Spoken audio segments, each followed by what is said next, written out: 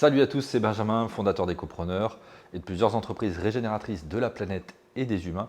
J'ai aussi eu la chance d'aider des centaines de personnes en quête de sens à se lancer dans le domaine de l'écopreneuriat. Alors vous savez, quand on regarde un petit peu le monde occidental autour de nous, on peut en avoir plein de lectures différentes. La majorité des gens pensent être libres et vivre dans un monde d'abondance infinie. Seulement pour moi, j'ai plutôt l'impression du contraire et je trouve vraiment que l'ouvrage à propos de la servitude volontaire qu'a écrit la Boétie quand il avait 16-18 ans et en 1576, est on ne peut plus actuel. D'abord, on nous gave de nourriture pourrie dès le berceau, des sucres, du gras, etc. Si on est si attaché à la santé publique que ça, et si on veut faire des économies sur la sécurité sociale, pourquoi on n'interdit pas tout simplement tout ce qui nous empoisonne et tout ce qui est présent dans les rayons du quotidien? Pourquoi on n'interdit pas aussi par exemple la cigarette, etc. etc. Résultat, de l'obésité, du diabète, des cancers, etc. Est-ce que notre modèle de société aujourd'hui, il a vraiment pour but l'épanouissement? À qui ça profite tout ça? Quand on sait que les mêmes groupes détiennent l'intégralité du gâteau, on peut se dire qu'il y a un problème. Alors après avoir ingurgité, mangé tout cela et avoir bossé comme pas possible pour survivre, on est généralement trop fatigué pour se révolter. S'il vous reste une once de motivation, vous inquiétez pas de souci, on va vous fournir un maximum de loisirs qui vont vous donner l'illusion que vous ne trimez pas pour rien. Du tourisme de masse, des buffets à volonté, de la consommation matérielle à outrance, à crédit, du sport à la télé, de la télé-réalité, du cinéma bien merdique. Et pour continuer, on va vous faire croire que bosser 40 heures par semaine dans un job qui n'a aucun sens, c'est tout à fait normal. David Graeber d'ailleurs n'avait pas tort avec sa fameuse théorie des bullshit jobs.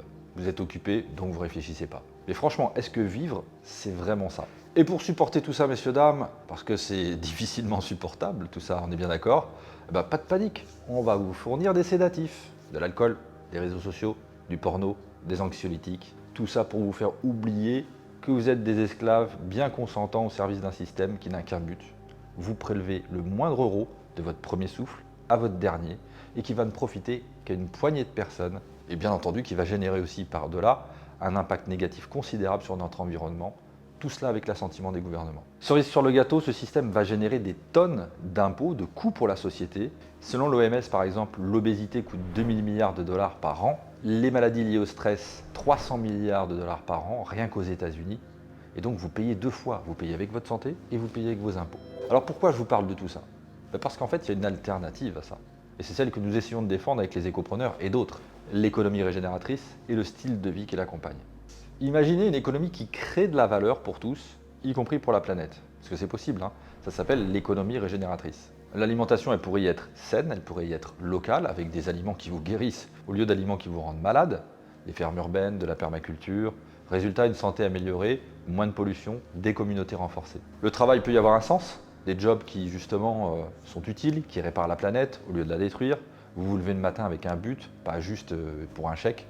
Avec des activités, des loisirs qui nourrissent l'âme, qui nourrissent l'esprit, de l'apprentissage continu, de la connexion avec la nature, de la créativité, une approche de la santé qui traite les causes, pas les symptômes, une médecine préventive, des thérapies naturelles, du bien-être mental, et un système où la richesse circule et profite à tous. Une économie circulaire, une finance décentralisée, avec votre argent qui vous appartient. Et le meilleur dans tout cela, c'est que ce modèle coûte bien moins cher à la société.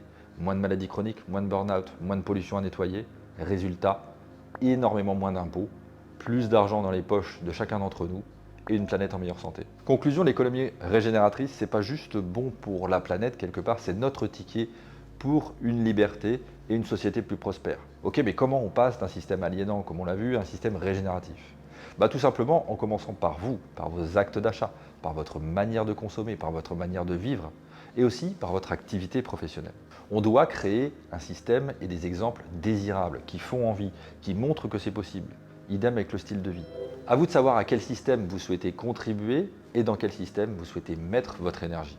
Et si l'écopreneuriat vous intéresse justement, vous voyez qu'il y a plein de thématiques dans lesquelles vous investir, des potentiels d'opportunités à saisir pour faire vivre vos convictions tout en créant votre devenir professionnel et un style de vie plus aligné avec vos valeurs. Alors on poursuit les discussions sur ces sujets en commentaire et les débats de manière constructive comme d'habitude s'il vous plaît. Et puis je vous invite pour ceux qui veulent aller plus loin à vous rendre dans la description de cette vidéo pour découvrir notre webinaire où vous allez voir aussi comment vous pouvez créer une activité régénératrice de la planète et des humains à votre tour. On se retrouve pour une prochaine vidéo. Ciao, à bientôt.